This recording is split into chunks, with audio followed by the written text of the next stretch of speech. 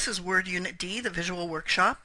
We begin by opening a file called Word D7, and you'll find that in your Word D folder. And one of the first things we want to do is to change the margins. We're instructed to change all of the margins to 0.6 inches. So that's going to be in Page Layout. So select your Page Layout tab, and then go to Margins, and we'll do Custom Margins. We'll change the top to 0.6.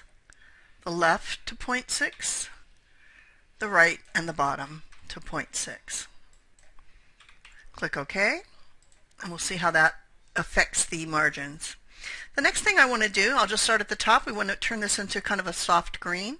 So under the Home tab, we're going to change our font color to a nice green. And then we're going to substitute where it says by your name, you'll type in your own name.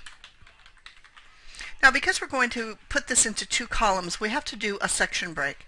So put your cursor between your name and a certain sense of that paragraph, and this is where we want to insert our break. That's going to be under Page Layout, Breaks, click the down arrow, and we want to do a continuous break.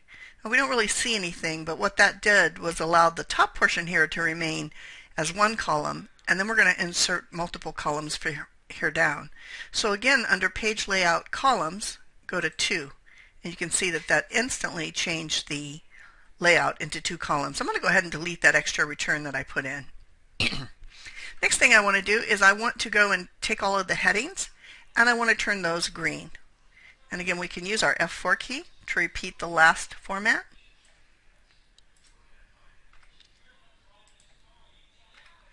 Okay, I've got them all. Good time to save. Remember, Control S, a quick save. And now let's insert some clip art. So we would go to the Insert, and you'll choose clip art. I'm using version 2013, so I have a slightly different way of doing it. But I want to look for wildflowers. And you'll do the same. And then I see the ones I want here, although you can use any. It doesn't have to be this image. So I'll go ahead and insert that. Now, whenever you insert an image, one of the first things you'll want to do is right-click and do your text wrapping. And here we're going to just do a square around it, a little bit of space around it.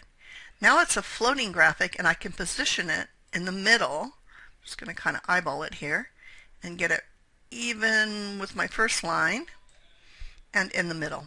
Okay, the next thing that I need to do is to insert some footnotes.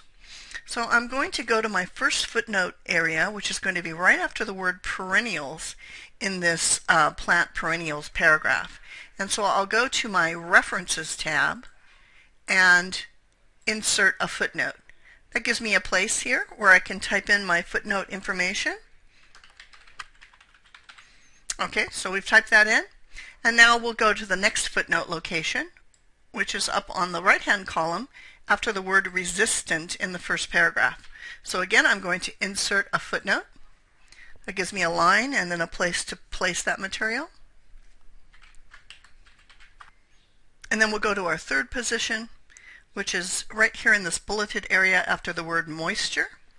I'll insert a footnote in the References tab and then type in the footnote information.